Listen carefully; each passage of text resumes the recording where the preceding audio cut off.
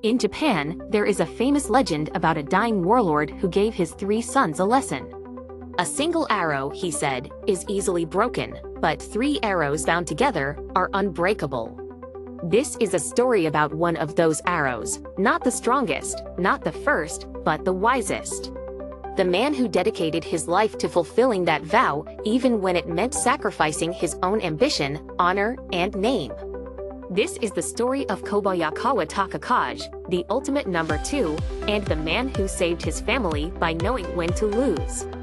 He was born in 1533, into the most violent era in Japanese history, the Sengoku, or Warring States period. He was the 3rd son of Mōri Motonari, a minor lord who, through sheer genius, was clawing his way to the top. Takakage's life of sacrifice began in childhood. He was used as a political pawn by his own father. He was sent to be adopted by the powerful Kobayakawa clan, a strategic move to absorb their power. He lost his family name so that his family could grow stronger. He and his older brother, Motoharu, became the 2 rivers that supported the main Mōri clan.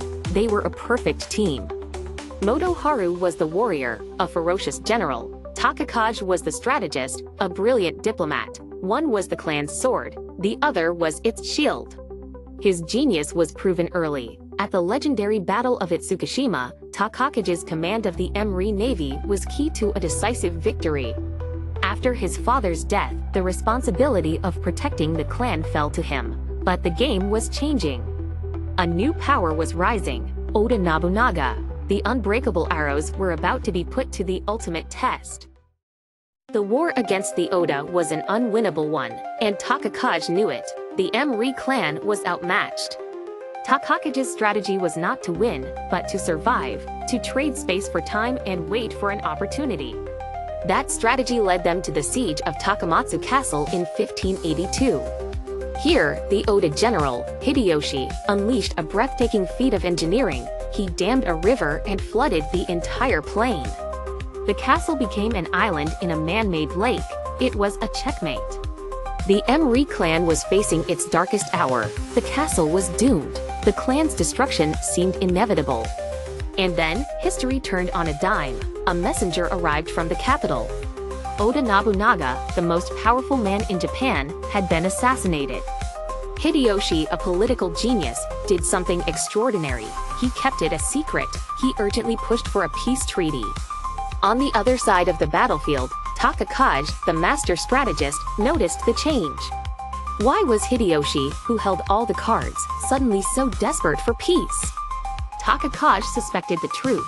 He sensed that the balance of power had just shattered. He was holding the winning hand. He could expose Hideyoshi, crush his army, and claim a great victory. But Takakage didn't want to win the battle. He wanted to win the war for his family's survival. This was the moment that defined Kobayakawa Takakage. He knew Hideyoshi was bluffing. He could have attacked, but he looked past the immediate victory and saw the long game. Attacking would exhaust the Mōri, leaving them vulnerable, but making peace, that was different. He chose to play along. He accepted Hideyoshi's peace terms. To his own clan, it looked like a humiliating defeat, but Takakage was making the ultimate strategic investment. He was trading a castle for his family's future.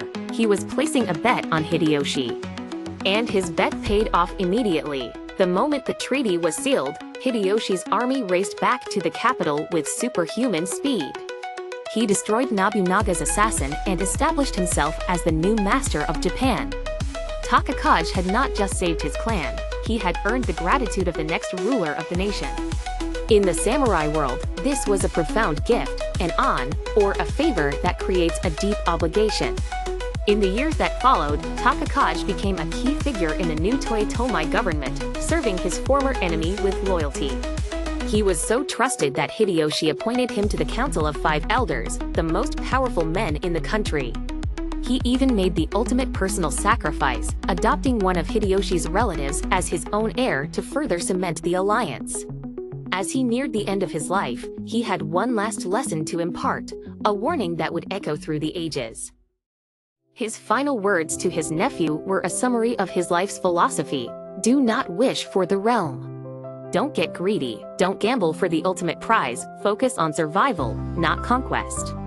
He died in 1597. Toyotomi Hideyoshi mourned him deeply, reportedly saying, "With his death, there are no more wise men in Japan." The loss of Takakage's calm, moderating influence was a destabilizing blow to the government. And the wisdom of his strategy was proven just a few years after his death.